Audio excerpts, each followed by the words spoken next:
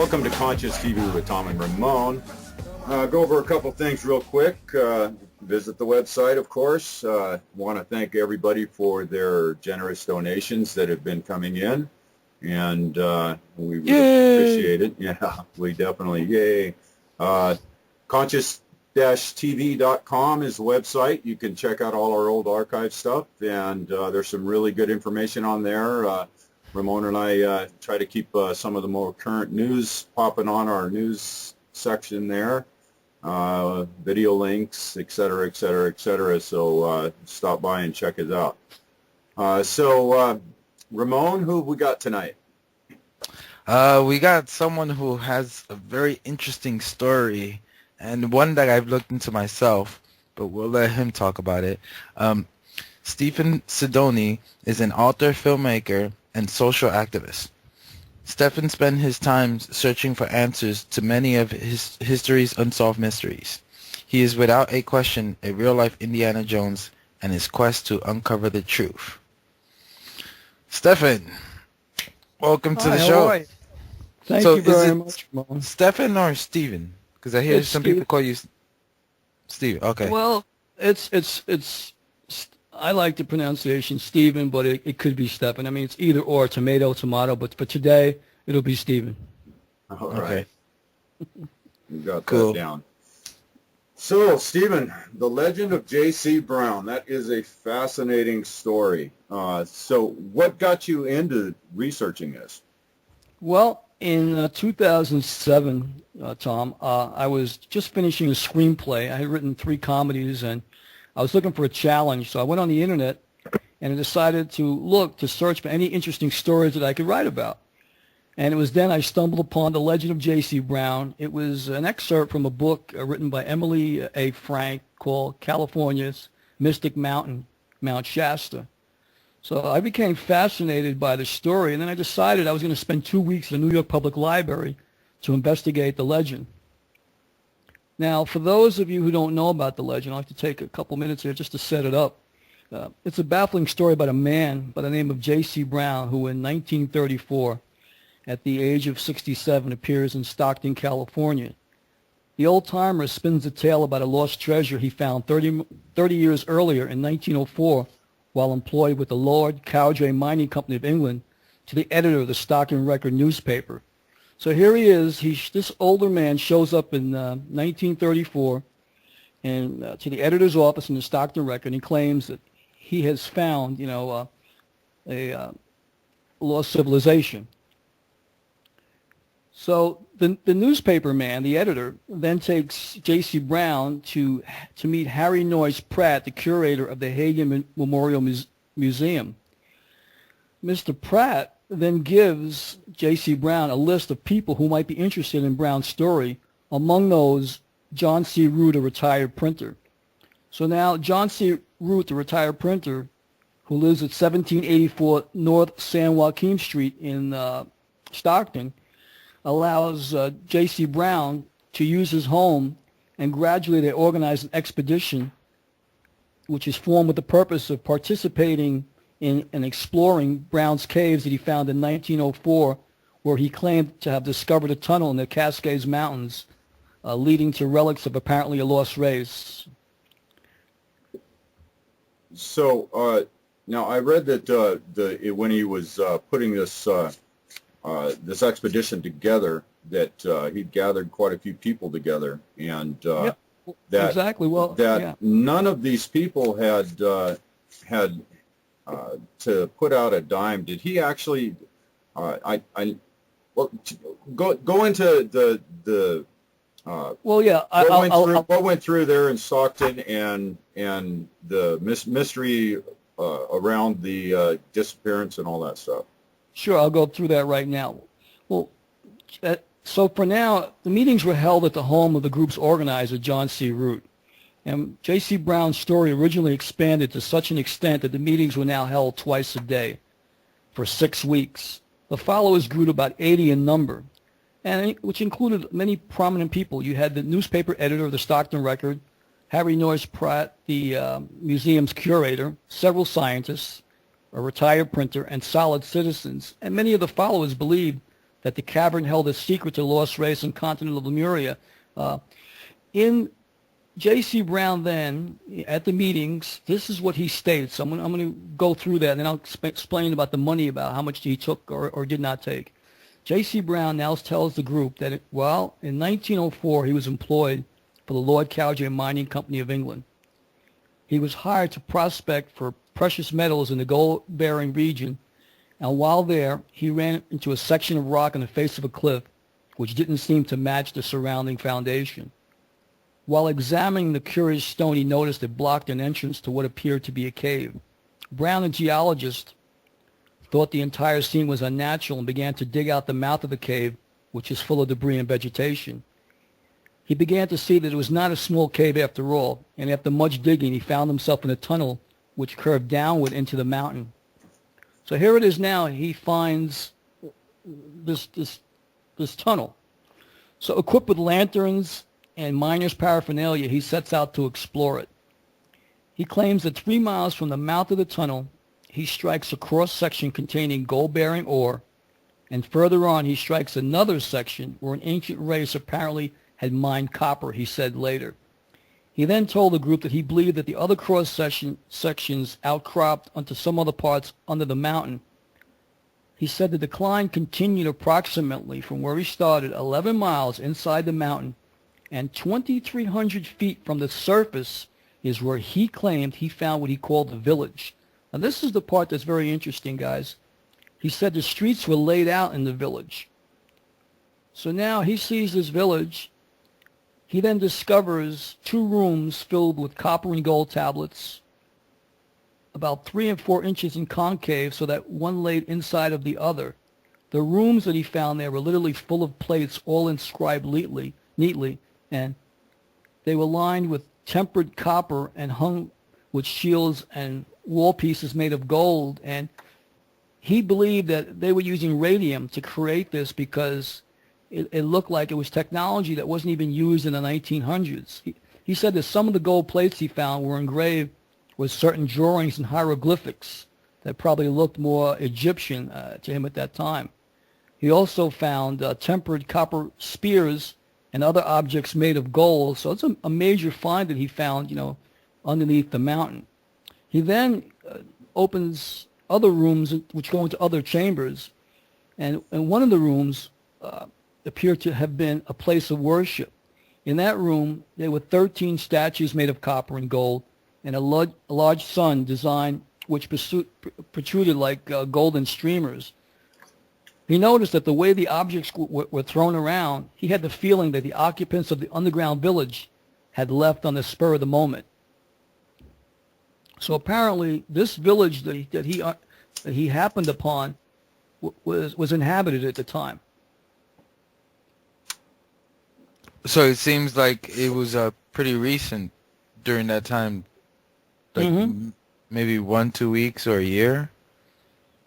Well, he had the feeling that they might have been there, as he happened upon that little village, and they just, left at the spur of the moment. So like they heard him coming, and Exactly, because he was coming with his lanterns. He had his miner's paraphernalia, and he wasn't alone, and which I'll get to later. But then he came upon a very macabre scene. In one long room, they were laid out at angles to the wall, 27 skeletons, which wouldn't be a big deal for most people seeing a skeleton, but the smallest of which was 6 feet 6 inches, and the tallest was more than 10 feet tall. Wow. So that's an interesting find, to see skeletons 10 feet tall. Another room, which really must have blown him away, he found an embalmed man and a woman dressed in ornate royal robes, and he believed that they were the king and queen of this race. So here it was, he finds 2 mummified bodies, dressed as though they were royalty in that chamber there. Brown goes on to say he spent, days exploring and studying the hieroglyphics that he had found. He decided to leave the tunnel and its contents exactly as he had found them, and he'd return at a later date. But first, he cleverly concealed the entrance of the tunnel, and he marked it on his map exactly where it was on the mountain. So, answer to your question, Tom, he told the group that after the 6 weeks of meetings that they would leave on June 19th at 1 p.m. to go to Mount Shasta to dig out these treasures, and that there were 3 caves in total, and in 2 of the other caves, for the people that would come with him to help catalog the items, he would then make available what were in those 2 other caves for them. So these people sold their possessions. They all were on the bandwagon to go up to Mount Shasta with him. 80 people waited that morning on June 19, 1934 for J.C. Brown at the designated time. He didn't show up. People waited all day. They waited all night. Finally, the following day, they called the Stockton police, and they did an investigation. But no trace of J.C. Brown could be found. He just completely disappeared. The 80 people who waited in vain for him told the police that they believed in the authenticity of his story, and they believed in the existence of the vast tunnel in Mount Shasta that was filled with golden artifacts. So now the police asked, well, how much money did he take from any of you? And the only thing that they could come up with is that while he was in the federal shelter, he had borrowed $5 from one of the men. And when they asked him why he was in the federal shelter, he said, well, if people had known I was a millionaire, then they would kidnap me, for my money. And I had been kidnapped once before. So here it was. He was telling them, hey, I'm a millionaire. I'm incognito. I'm here at my expense. I'm going to take everybody up to Mount Shasta to unearth, this great archaeological find at my expense. And then he mysteriously disappears. So after reading this, I was, intrigued by what I just read. I said, you know what? I wrote down all the clues that I had learned about the legend, and I decided to go to the New York Public Library and spend at least a month to do my own investigation and see if I could solve the 73-year-old mystery surrounding the man known only as J.C. Brown. And you found something pretty interesting about J.C. Brown, didn't you? Oh, yeah. Well, the first question that we all have, and I'm going to lay this out as, how my mind worked. I says, okay, I've got 7 or 8 clues. The first question I had to ask Ramon was there a man named J.C. Brown? So I did some digging, and the answer was no. I wasn't able to find anyone in the United States named J.C. Brown. So right there, I says, well, maybe this isn't going to go anywhere. So the next question I asked was, did the Lord Cowdray Mining Company exist? Was there a Lord Cowdray Mining Company? So the funny thing is, I went on Google when I'm at the library there, and I Googled it, and lo and behold, there was a Lord Cowdray Mining Company of England. So now I got my first break there. So my second question I asked Ramon was the company named after the owner himself? Was there a Lord Cowdray, And the answer was yes. So now I had to go and try to figure out, okay, well, there was a Lord Cowdray. Who is this man? Is this the same man who shows up in 1934? I don't know. I know they said the man was in his 60s when he showed up. He said he retired.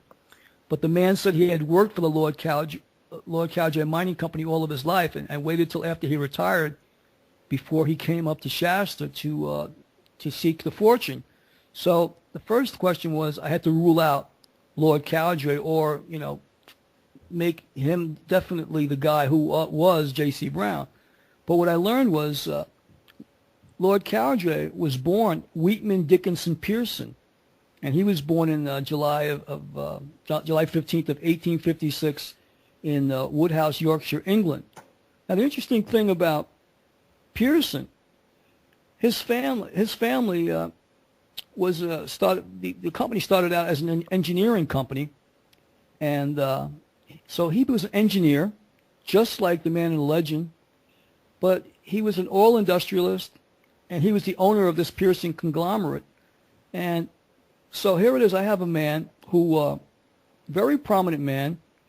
He was into globalization. He built the Dover Harbor, docks in Halifax, railroads and harbors all around the world. He even built the Sennar Dam in Sudan.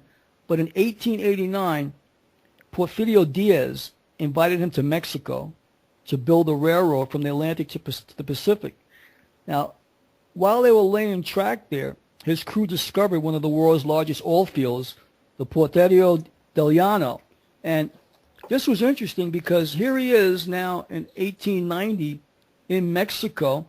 And I says, okay, I don't have him in the United States, but I've got the owner of the company in Mexico in 1890, building a transcontinental railroad. And the interesting thing about this was 12 years before the Panama Canal. So the Lord Cowdray Mining Company got the rights to build a railroad that went from the Gulf Coast of Mexico to the Pacific side. The railroad was 210 miles long, and goods were able to go from the United States to the Far East, to Japan, to wherever, and back and forth, and beat the Americans to the punch before they built their Panama Canal there. So this was a major thing. But how my guy became so rich was that when they were building this railroad that was going on both sides of the Gulf and the Pacific, they struck oil, and thereby they ended up creating the Mexican Eagle Petroleum Oil Company, one of the largest firms. But today it's known as Royal Dutch Shell. So the Shell gas stations today go back to Lord Cowdray, the Lord Cowdray Mining Company, because their first big find was out of Mexico in 1919. But here is the clue that got this all, the linchpin that got this all together. In 1917, I find out, Sir Wheatman Pearson became officially known as the first Viscount Cowdray. So that's how he got his name in 1917. And this was the most important clue that I would need to put all the puzzle pieces into place, because now I made the connection that Sir Wheatman Pearson was also Lord Cowdray. Wow. So he would keep himself incognito. So no, that's what I first thought. But now the next question was, because that was my first question, I was right where you were. But then I go, wait a minute. Now I have to place him in 1934 at the office of the editor of the Stockton Record in 1934. So now what I had to do was get a biography to find out, okay, I know he was born in 1856. When did he die? Well, I found out that he died in May of 1927, 7 years earlier. So now I had to turn my attention to someone else, and then I reread the legend all over, guys. I said, okay, I got to read this all over. I got a headache there. I go, you know what? I'm going to figure this out. But it's not the owner of the company. So when I reread the legend, it just jumped off the page. I worked my whole life under the employ of the Lord Cowdray Mining Company. So here it is, a faithful lieutenant that I'm looking for. So now I go to the different library in New York, and the commercial library there, and I get a biography on the life of Sir Lord Cowdray. Once I got it, I learned in the book that there were three other men that helped him build his empire. There were photos of Lord Cowdray and the three other men. I then, one by one, started looking into the backgrounds of the three other men. It was then that I learned that just as the man had claimed he had spent many years in the employ of the Lord Cowdray Mining Company of England, I was able to use that information I found in that book to link one of the four men, who was John Benjamin Body, being the man who appeared in the office of the editor of the Stockton Record newspaper in 1934, claiming to be J.C. Brown. So would have Body had enough money to pay for all of this?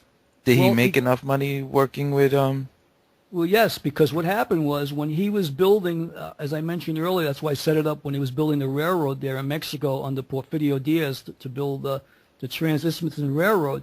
When they struck oil, being he was the senior guy on that job site, he became very rich, very, very rich. Lord Cowdray made him a multimillionaire after that oil find in Mexico. So those 20 years, he became a multimillionaire. So by the time he shows up in 1934, he claimed to be already worth $40 million.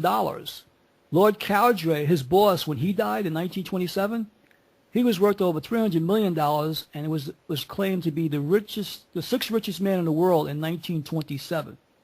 Wow. So here it is, once I ruled out the owner of the company, and I found out it was one of his lieutenants, the next thing was I had to ask myself, well, he didn't live in the United States. He wasn't born in the United States. He's worked in Mexico all his life. How did he find the time, or what brought him to Mount Shasta or the area to search if he was domiciled, working, and living in Mexico? And I put it up to my higher self. I said, what do you think? The next day I was guided to go back to the library, and I decided, well, you know what? Let me look at border crossings through the United States, Mexico, or Canada, and see if I can find Sir Lord Cowdray, or his real name, Sir Wheaton Pearson, and J.B. Body, or anybody else that I found in that biography, in that book, coming in through Mexico or through other ports of entry to the United States around 1904, 1907, similar dates that were claimed in the legend. And then, so interestingly enough, when I went and I looked at the border crossings, bullseye, I was able to find Sir Wheaton Pearson coming over the border in 1903 with J.B. Body, W.E. Sayers, and Robert Adams. So just as in the legend that J.C. Brown claimed that he had gone up there in 1904 in March, here it is. I have a border crossing, not only with him, but with his boss and 2 other engineers. Then I looked further into border crossings. In 1907, J.B. Body comes back, and now he brings in 3 other civil engineers with him named C.M. Yeomans, John McLaughlin, Fred Kleisner, and he also brings in a 4th man, John Gilmartin, who was his personal valet. Guys, nobody brings in a personal valet with him unless they're a millionaire. So here it is. Yeah. I knew I had the guy. Now now I'm sitting there and I'm looking. I says, I got it. I started looking at more border crossing guys, and now I look at 1910. And this is what was funny. And this is when I realized I was really onto something. J.B. Body lies on the manifest and says that he had never been in the United States before. Now here it is. I'm looking at 1904, 1907. Now I'm looking at 1910, and he's claiming to the U.S. Customs officer that he's never been in the United States. Now, why would he do that? So did you come up with anything that places them in the Shasta area? Well, just what I'm sharing now, because the Mount Shasta Resort closed down in the 30s, and so if the resort had still been open, I'd be able to probably see some sort of registrar or some sort of sign-in book to place them there. So no, I didn't have anything as far as that would go, because there's no records of a building that's been demolished. All right, here's my question. Is there any border entries that you can find from any of those men in 1934? Well, 1934 is when he shows up in Stockton Record and claims that 30 years earlier he had found these things up in Shasta.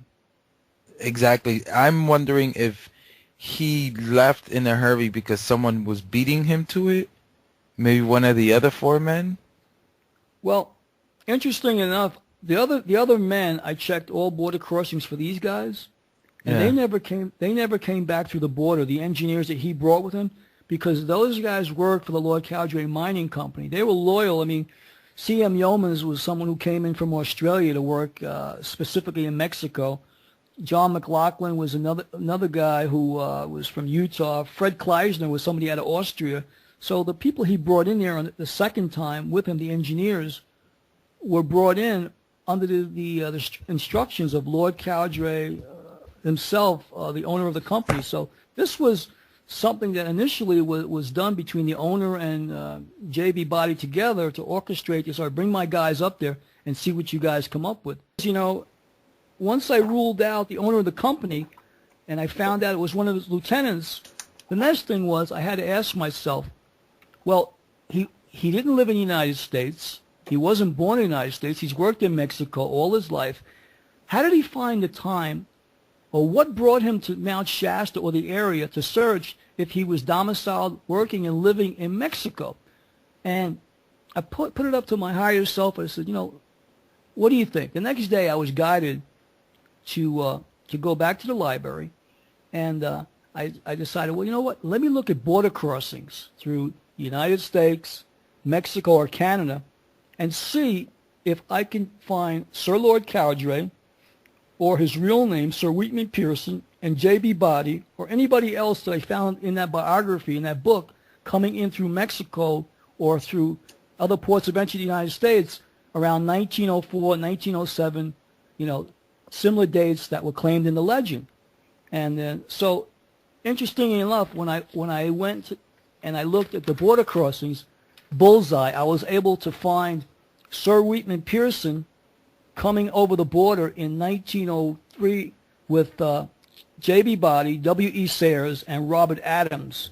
So just as in the legend that J.C. Brown claimed that he had gone up there in 1904 in March, here it is. I have a border crossing not only with him, but with his boss and 2 other engineers. Then I look further into border crossings. In 1907, J.B. Body comes back, and now he brings in 3 other civil engineers with him named C.M. Yeomans, John McLaughlin, Fred Kleisner, and he also brings in a 4th man, John Gilmartin, who was his personal valet. Guys, nobody brings in a personal valet with him unless they're a millionaire. So here it is. Yeah, I knew I had the guy. Now now I'm sitting there and I'm looking. I says, I got it. I started looking at more border crossing guys, and now I look at 1910. And this is what was funny. This is when I realized I was really onto something. J.B. Body lies on the manifest and says that he had never been in the United States before. Now here it is. I'm looking at 1904, 1907. Now I'm looking at 1910, and he's claiming to the U.S. Customs officer that he's never been in the United States. Now, why would he do that? So did you come up with anything that places them in the Shasta area? Well, just what I'm sharing now, because the Mount Shasta Resort closed down in the 30s, and so if the resort had still been open, I'd be able to probably see some sort of registrar or some sort of sign-in book to place them there. So no, I didn't have anything as far as that would go because there's no records of a building that's been demolished. All right, here's my question. Is there any border entries that you can find from any of those men in 1934? Well, 1934 is when he shows up in Stockton Record and claims that 30 years earlier he had found these things up in Shasta. Exactly. I'm wondering if he left in a hurry because someone was beating him to it. Maybe one of the other 4 men? Well, interesting enough, the other men, I checked all border crossings for these guys, and they never came back through the border, the engineers that he brought with him, because those guys worked for the Lord Cowdray Mining Company. They were loyal. I mean, C.M. Yeomans was someone who came in from Australia to work specifically in Mexico. John McLaughlin was another guy who was from Utah. Fred Kleisner was somebody out of Austria. So the people he brought in there on the second time with him, the engineers, were brought in under the instructions of Lord Cowdray himself, the owner of the company. So this was something that initially was done between the owner and J.B. Body together to orchestrate this, or bring my guys up there and see what you guys come up with.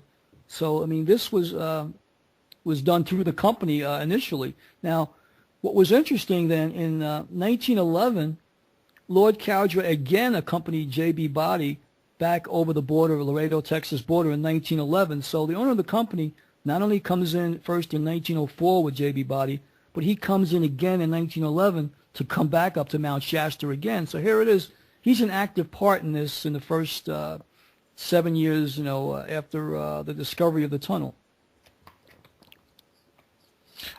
I'd like to find the stuff that they actually took out of there, because I'm sure that they couldn't have just not taken anything. Well, you know what I mean? Well, when this story was told to these 80 men there for the 6 weeks in John Root's home in 1934, Harry Noyes Pratt, the curator, demanded that J.C. Brown show him something, from this find, and so J.C. Brown told the museum curator that he would show him some contents that he had that was located in a vault in Laredo, Texas. Now, at the time, I did some research on this. There was the Laredo, Texas National Bank was on San Bernardino Avenue, which wasn't far from the border crossing where he crossed over. So he had a bank vault, I believe, in that bank, and that's where he had stashed some of the important papers and the things he found. And because he had come over the border there about 13 times that I have a record of, he picked his spots as to what he brought back over the border back into Mexico, I believe. So this all starts to add up when if he tells this newspaper guy that it's something at a bank in Laredo, then everything's starting to fall together here. Yeah, well, he didn't mention Laredo specifically. He mentioned in Texas. Texas. But Well, I was able. that's Yeah. So Laredo, Texas, that bank was founded maybe like 8-9 years before he had gone up to through the border there. So I mean that was the bank. There was no doubt in my mind that that's where he had this information, these pictures or treasure stash, whatever he had. See, this from what I'm hearing you say, I'm starting to think that I'm getting the feeling like someone beat him to it. And the reason why I'm saying that, because I can't remember who it was or where it was in California, but there's a guy was on YouTube talking about a legend of some people going and finding a cave full of stuff in the 1930s. So I'm just wondering if any of the four men that were there were probably trying to beat him to it or something. Because we're talking about a lot of money and gold, so greed comes into factor.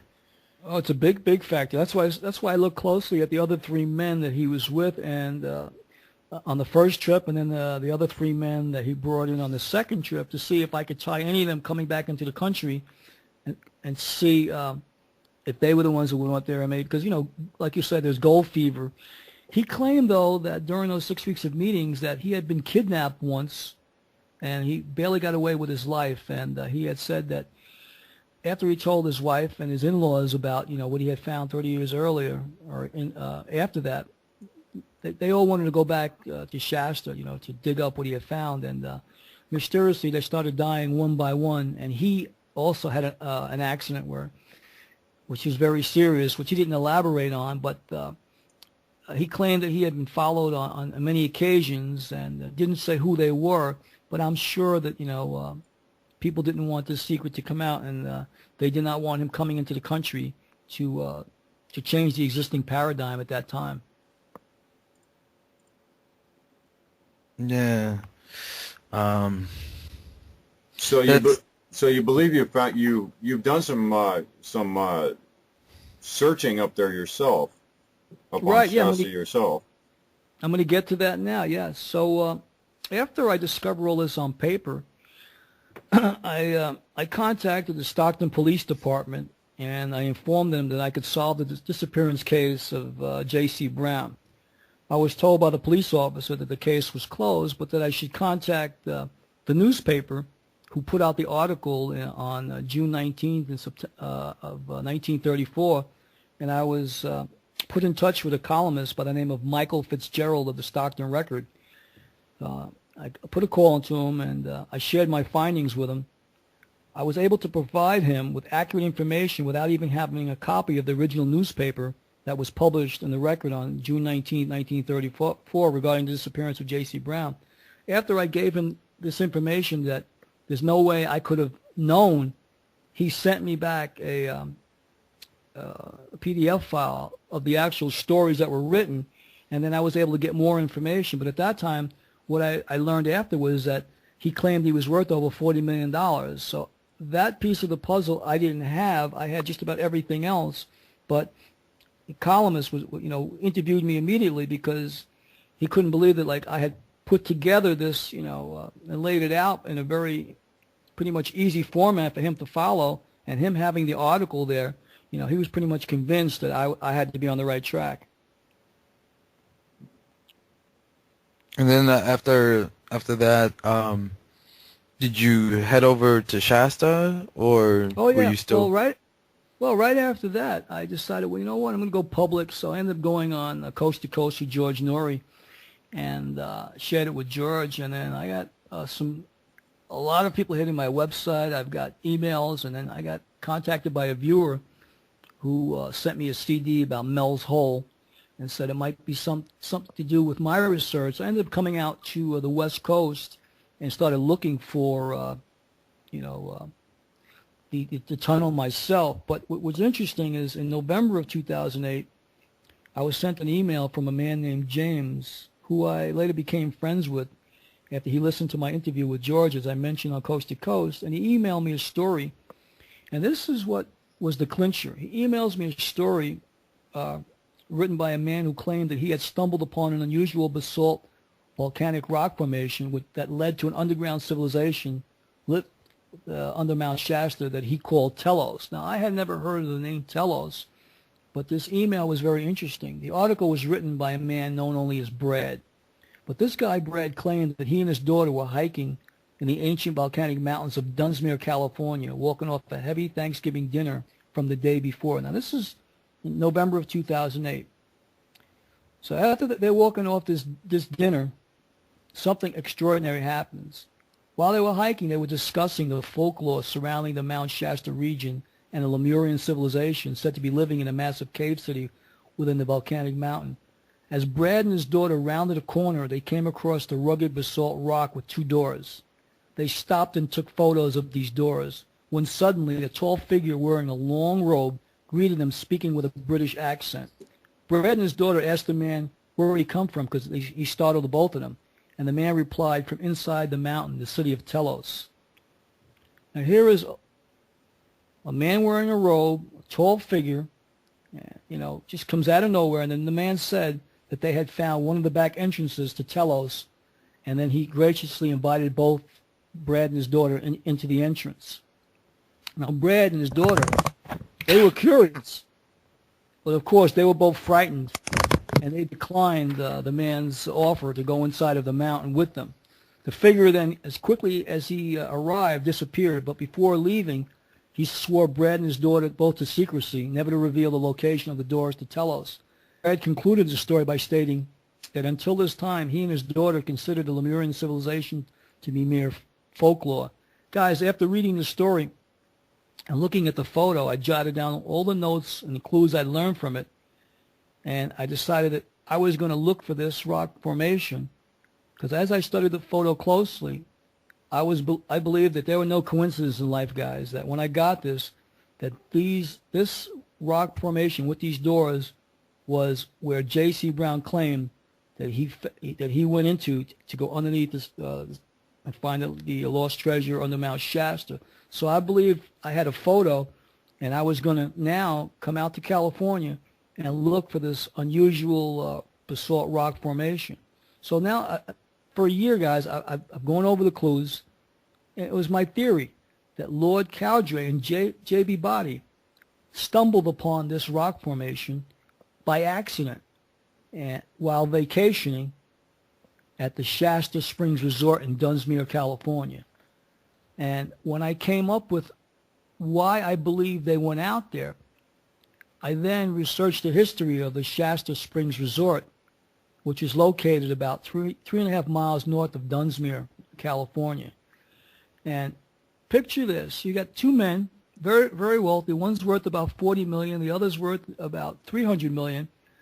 They decide they're going to go take a break from their work duties, go into the United States, and they go up to the Shasta Springs Resort and drink the bubbling water there, because the resort was famous for the drinking of Shasta water, because it was reported to have beneficial results, and it was used as a remedial agent. So here it was, they're up there drinking the carbonated, sparkling mineral water up there.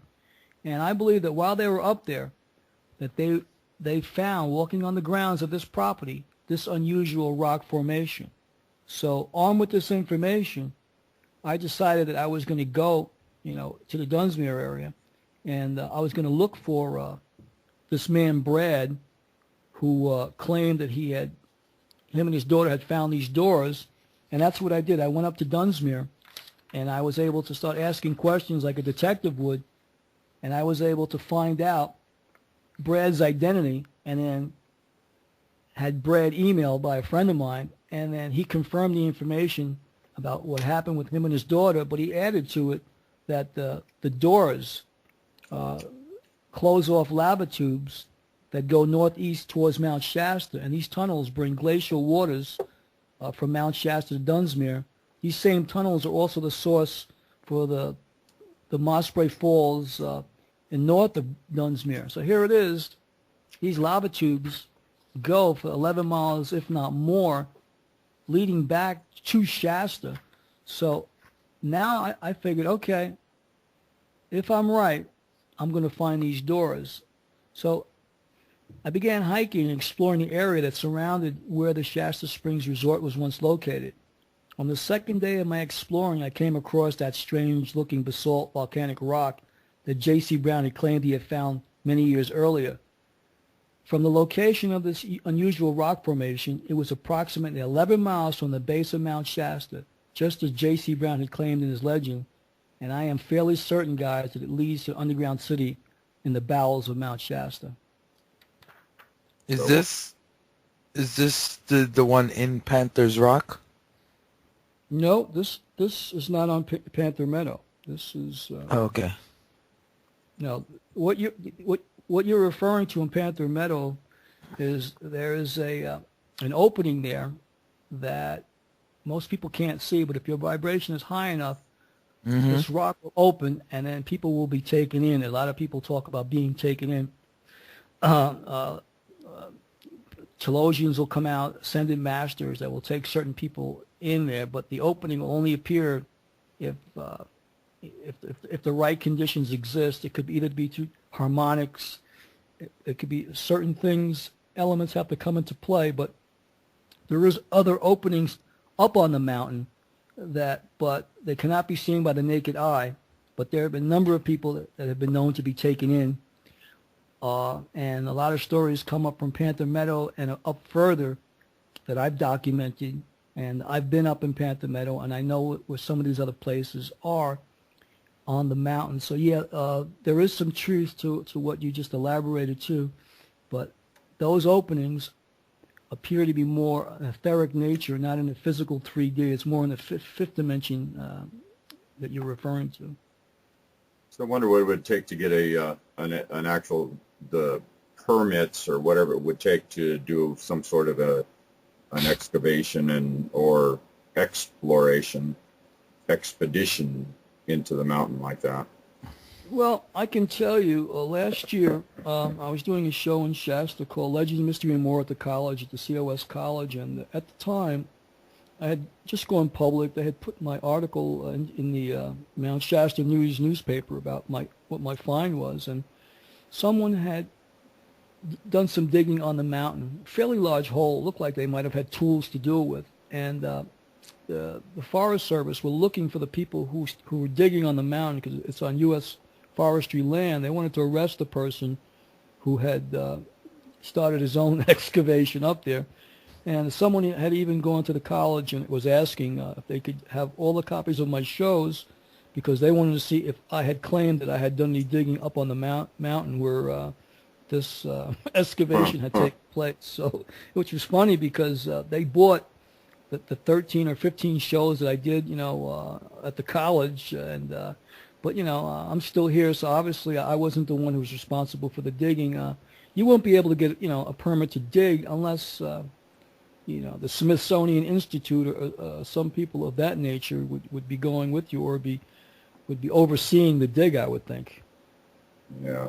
Well, if a company like that gets tied into it, I don't think anything of any significance would be let out to the public. Well, of course not. It'll end up in the Atlantic or the Pacific, or maybe out in the Japanese Sea where Ramon is, right? Yeah. Actually, it's right under my carpet. No, but because I've looked into this myself. The first time I heard your story, I remember I sent you an email and told you about Panther's Rock. Yeah, Panther Meadow, right? And so I was reading up on all these different legends and all these different claims of people, and even of people who supposedly live in Shasta that are Lemurian, but they, change themselves up. Well, I've lived in Shasta on and off the last 2 years, and I haven't met anyone who I could say, was a Lemurian or somebody there who I've met people that claim to be channeling this one or that one, but when it came to specifics, I could say I personally haven't encountered anyone who, other than can channel Adama, the high priest of Telos. I mean, there are many people in Shasta now that claim they channel, the ascended masters in Telos. But you know what? I take that with a grain of salt because, you need some physical, tangible evidence or see something so that way you can say, okay, now I get it because I have something that I could take back to show someone. It's hard to show somebody an intangible. Yeah. So are there any other, what are the other legends surrounding Mount Shasta there? I know that there are several. Are there any Native American legends? Yes, there are. When I first came out to the West Coast in 2008, I met some Native Americans. I'm not gonna name the tribe, but I will say they're the Salish. I'll call them Salish, and up in your area. And there's many tribes up there, Tom, that you very well know of. Chehalis, yeah. Yeah, and a lot of them have casinos. But in any event, I guess that's the reward of, Anyway, but I was told when I first went up there, interesting story is a friend of mine invited me up there, and I was staying with a friend, and her phone rings, and a Native American, and we'll call him name Bobby, I'll call him Bobby, calls my friend up and says, "Is your friend here yet?" She says, "Who, Stephen?" He says, "Yes." She says, "Tell him I need to talk with him." Now, he says, "I'll be right over." She hangs up the phone and turns to me. She says, "I don't know how in the world that Bobby knew you were coming, but he needs to talk with you." So I says, "Well, who is he?" She says, "Well, he's a native elder from a certain tribe, and told me that he would Sundance in Arizona, and he was, a very spiritual man, a shaman, if you will, but he wouldn't claim to be a shaman if you asked him, but he'd smile if you gave him the title, He goes, "Well, they say I am, Yeah. So a very modest man, but he comes and I met him, and he says, "Can we take a walk?" So we go take a walk, and he says, "I was told you were coming." I looked at him. I'd never seen him before. He had long hair, just like a Native American would, and he said, "Behind you is Archangel Michael, Saint Germain, and the High Priest of Telos, Adama." I looked at him like, the hair on my neck, raised. And he goes, "But I was sent here to protect you." I go, "Protect me?" He goes, "Yeah, because," he says, "there are a lot of people that don't want, your discoveries to come out. So," he said, "but I need to share some things with you." So he then went and shared with me the oral history of his people, and he said the native stories is that his people had come out of the mountain, and his people were out of Mount Rainier, but he says Rainier, Shasta, and all the Cascade Mountain ranges is where all the people came out from the hollow earth, and they are descendants of these people, and he called them the Tall Ones.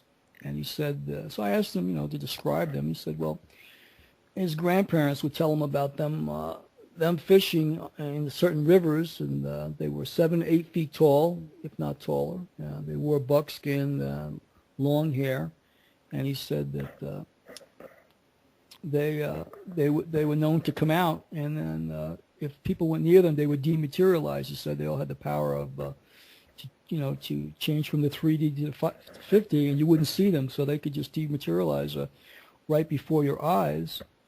And so he did say to me, he said that, everything that you say, because I had explained, what brought me out to California, he says, you're on the right track. He goes, you will find what you're looking for. He says, but he goes, my people are going to look out for you, and we're going to make sure that you arrive on time, you arrive safely. So I took what he said seriously, because how in the world, he knew I was coming. How in the world, why would he even share some of these things with me on the oral history of his people? I mean, we talked about Bigfoot, we talked about a number of other things, and he gave me validation even on Bigfoot, which was interesting, because that's something that I never really looked into. I mean, I heard of Bigfoot. I don't know that it exists, but he made sure that I understood that not only does Bigfoot exist, he gave me an interesting story to tell me that, he's seen one and his friends have one right near the Olympia Forest that comes and would steal salmon out of a smoker. Hmm. So what his friend did was modified the smoker and put the plexiglass door higher up, so that way when Bigfoot would come, he could reach in only after he could see that the salmon was cooked and take it, rather than before when it was lower, just take it before it was done. So it was interesting that the fellow, even Native American, even modified the smoker for Bigfoot. Nice. And once I was, and I'll share something. We go on the limb here. I'm praying ceremoniously in the sweat lodge while I was up there in your state in Washington, and in the ceremonial sweats, it's like 7 rounds that we were going through. But about third or fourth round is when you get to the nitty gritty and things start to get to discussed, and a lot of things that the white man won't hear. And one of the things they were praying for was for Bigfoot, that he would, be safe and stay out of harm's way and not, not be hurt from, people trying to take him as a prize. So, I mean, with my own ears, I was able to hear this. So it made me realize that, what, here I am in ceremony for this to come out. There's got to be some truth to it. Yeah, I think that the Bigfoot legends throughout the world, that kind of lends credence in my book. It kind of adds to the evidence of the Hollow Earth. Why else would nothing be found on the surface? So I think they're a subterranean or inner Earth creature, personally. Well, I agree 100% with you. And I'll share a story that I shared with Ramon only after. I'm going to just tell you guys that James Gilliland wants to say hello to both of you. He says, I should say hello to both of you and say hello to you two crazy guys. That would be us.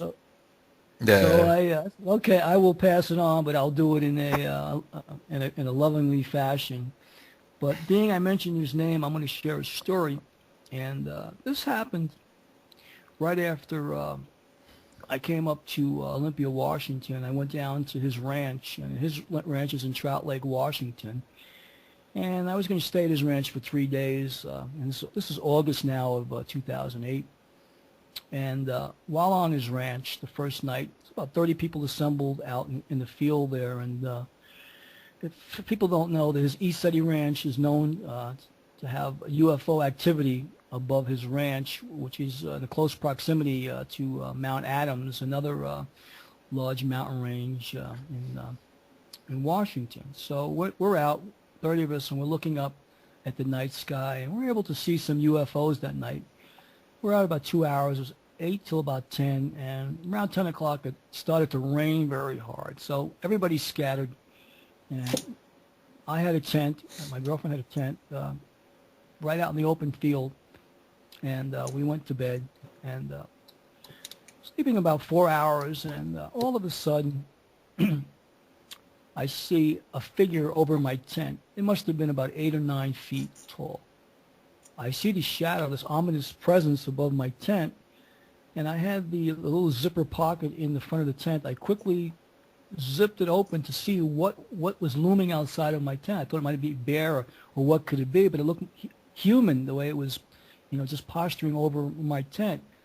By the time I opened the zipper, I couldn't see it in the darkness. So I got out my shoes, I got my flashlight, and as I came out of the tent, I heard the dogs barking on the property. I heard about 20 people just all yelling like, commotion, like something had happened. So I went out investigating from 2 o'clock in the morning, and I stayed up about 5:30. So me and this fellow, we were sitting out in the field there just looking like, what could that have been? And he was saying, it's the tall ones, they were here. And I was like, well, I don't know what it was. I just saw the shadow. So about 5:30, my friend came over to where we were sitting, and then she said that when I left the tent, she thought I went out to relieve myself. And when she looked out into the open field, there was a figure there. But after studying it, It was about 8 feet tall. And the figure looked back as she looked out, and she was realized, that's not Stephen. And she realized that here it was, this tall, ominous presence staring back at her. And they had this stare down for about 15 minutes. And the whole time she said that she just kept sending it love, saying, please don't hurt me, whatever. And said she was just like almost like hypnotized by what she was viewing. So when I saw her at 5:30 in the morning, she relayed, the story. And I says, well, I saw it. Other people are telling me they know what it was. And so when about 8:30 in the morning rolled around, I ran into James on the property. And I said, James, you're not going to believe what happened last night. He goes, yeah, I know. He goes, my sister saw it too. So, at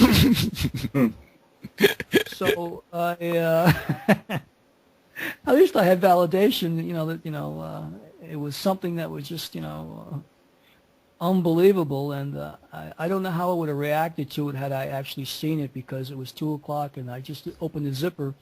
And, to have something staring at you like that, I mean, I could have had a heart attack. I don't know what would happen, but I just know that, it wasn't of the world that I'm known to experience at the time. But I did get validation in the morning that, there are Lemurians and they're out there. And I guess,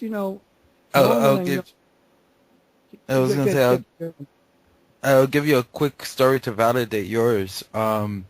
My first night there in 2009, I went for the conference, and from the corner of my eye, I kept seeing this tall being that was taller than everybody else.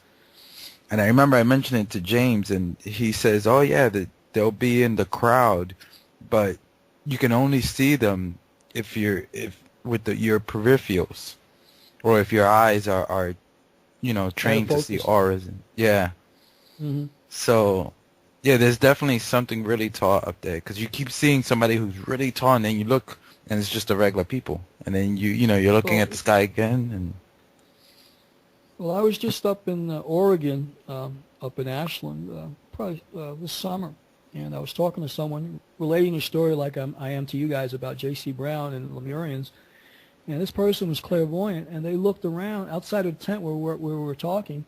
She said there were 3 Lemurians that were standing out there, curious as to what I was saying, and nodding in agreement like, yeah, I'm right. And I turned around. I didn't see them, but her and another woman who were listening, they both had seen them. So they made themselves appear to them, but not to me. But they wanted to validate that I was on the right track. Nice. Nice. So since we...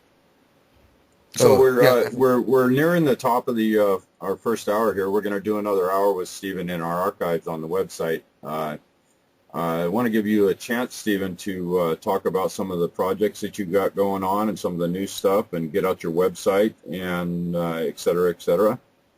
Well, the first thing I want to get out is that because I'm starting my interview process up here for 2011, I think it's important that I get out my Sindoni Says website. So it's SINDONI says SAYS.webs.com. So SindoniSays.webs.com. And on this site, I've got the ability for you to go on to Skype and talk to me directly. It's $9.99 for 10 minutes. You can buy blocks of time, and I'll answer any questions anybody wants, and I'll do it on Skype. But they can go to that site, and they can pay through PayPal, or they can use credit cards, because I want to get the word out to as many people as possible.